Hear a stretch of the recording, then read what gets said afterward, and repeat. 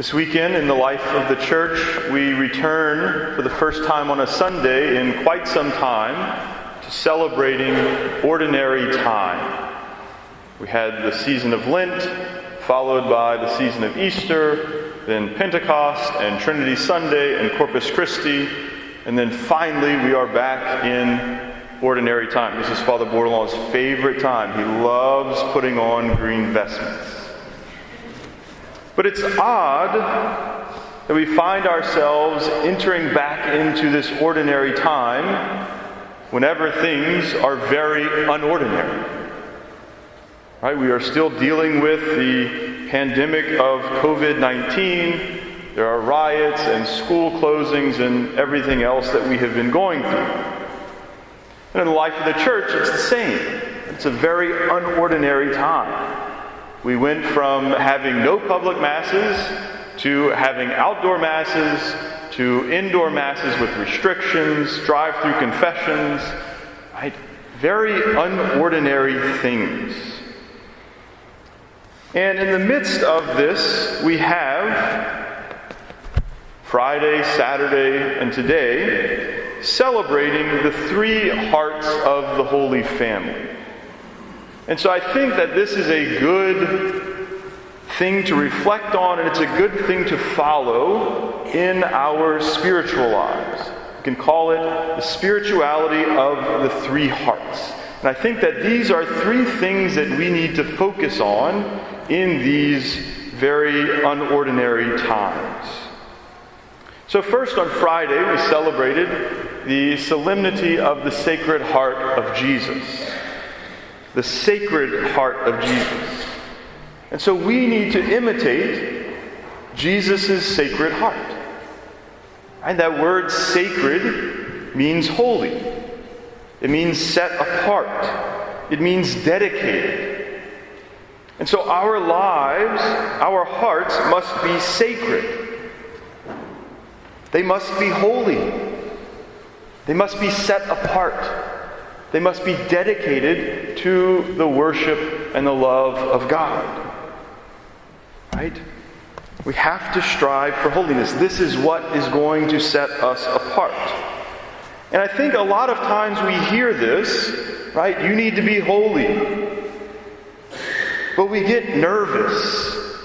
Right? We think that that is beyond us, that that is extraordinary. That is not something that I can attain.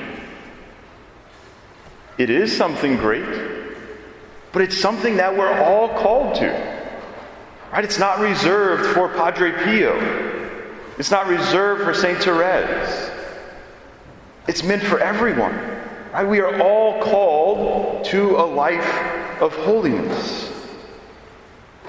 I was reading yesterday maybe something, and a writer said this. He said, "Sanctity consists in the loving fulfillment of the will of God, which is manifested in the duties of each day in one's own circumstances." Right? A lot of times I will convince myself that the reason that I'm not holy is because I don't live in the 200s, right, when the church was being persecuted. If only they would throw me to lions, I would be holy. But I'm called to live out my holiness in the midst of my daily work. And a lot of times that's just too boring. And so we feel like we give ourselves the excuse that we are not meant to be holy because we're not in the circumstances of the great saints that we think about. But God is giving us the grace that we need to do the daily tasks that He has put us in order that we can become sacred, so that we can become holy, so that we can become set apart and dedicated to God. The second aspect of this spirituality that we need to adapt comes from Our Lady, the Immaculate Heart of Mary. Right? That our hearts need to be sacred and they need to be immaculate. Right, what does this mean? I remember standing at the coffee bar at our school and having this revelation. Right, I ordered a cafe macchiato. And that means a coffee with just a little splash of milk. Right? Literally, it means to stain the coffee with milk. So macula means a stain. So immaculate means unstained, freed of every stain of sin. And although Our Lady was immaculate in a particular way, right? Literally, from the moment of her conception, our faith teaches us, we are called to strive to not have any stain of sin in our lives. Now, this side of heaven, we are not going to get there completely. But we have to strive for it. Right? We cannot allow any stain of sin to be okay. Right? And I hear this in the confession a lot, and I think it myself a lot. Right? Well, I'm not doing all these bad things that all these other people are doing. I just curse a little bit. I just drink a little bit too much. I just gossip a little bit. We can't have a little bit. We can't be okay with a little bit. We have to strive to be pure. We have to strive to be free of anything that is going to keep us from God. Right? I'll always encourage people when they come to confession, say, Father, I don't have any serious sins, but I'm here anyway. Good. Those little sins are keeping you from God too. And so we need to go to confession for those too. Right? We need to strive to remove everything that keeps us from God from our lives. We need to imitate Our Lady and her immaculate heart. And the third aspect of this spirituality, the three hearts, we need to be sacred, we need to be immaculate, or strive to be, and we need to strive to imitate the chaste heart of St. Joseph. Now, usually when we hear this word chaste, we think of sexual purity. And we need to strive for that, right? Maybe today more than ever. We need to strive for this sexual chastity, purity. But I looked up the definition of chaste, and it has another meaning. It means without unnecessary ornamentation. It means simple or restrained. And so we need to strive for this simple faith, right? This simple spirituality. This spirituality without unnecessary flair, right? We have to imitate St. Joseph in this way. How was St. Joseph's faith simple? Simple does not mean dumb. Right? His faith was simple in going back to that quote, that he fulfilled God's will in his daily activities. Right? Joseph didn't complain about not being married. Right? He took in Jesus, and he was a good dad. He was a good husband. He was faithful to his work in his carpentry. It wasn't a flashy faith. It wasn't a faith that from the outside looked amazing, but it was a deep faith. It was a pure faith. It was a simple faith. And that should give us hope, because we can do that too. Right? We can be faithful in our role as wife or husband, or mother or father, or son or daughter. Right? We can be faithful and grow closer to God in our daily work, no matter what that is. If we do it well, we grow closer to Him. And this also is true for our faith, right? Our spiritual life. It needs to be simple. Right? It doesn't need to be flashy.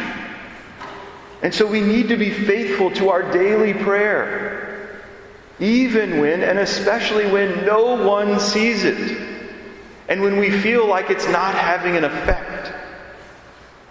Right? That is what a simple faith does. It's faithful to daily prayer. It's faithful to weekly Mass. It's faithful to monthly confession. It's faithful to a regular praying of the Rosary. It's faithful to going to the chapel. Right? All of those things are very simple. They're not very flashy. No one is going to go and say, Father, I'm just so happy that you pray your rosary. I'm so happy that you go to adoration. But it's going to make a difference in our lives. Right? It's going to help us to have that pure heart that St. Joseph had. So why focus on this? Well, I focus on this because there is so much negativity in the world. Right? You turn on the news and it's negative. You see all of the bad things that are happening. And some people are freaking out. Right? They're panicking. Everything's terrible. The world's going to end. Our country's ruined. Everything's awful. Maybe that's true. I don't really know. But it doesn't help to panic.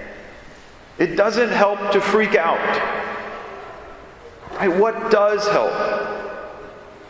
What helps is being holy. What helps is imitating the Sacred Heart of Jesus, imitating the Immaculate Heart of Mary, imitating the chaste heart of St. Joseph. And so we shouldn't waste our time trying to figure out who's right and who's wrong and trying to figure out every conspiracy that anyone utters. Right? We do have a duty to be responsible citizens, don't get me wrong. But we shouldn't waste our time getting caught up in all of this stuff. We should pray. And we can do this in confidence. We can do this without worrying, because the gospel today tells us that nothing is concealed that will not be revealed, nor secret that will not be made known. It may not be made known in our lifetime, but it will be made known at the judgment. Right? When each of us stands before God and is judged for our actions in this life. And so if we want to be able to stand there in confidence, we need to try to be holy.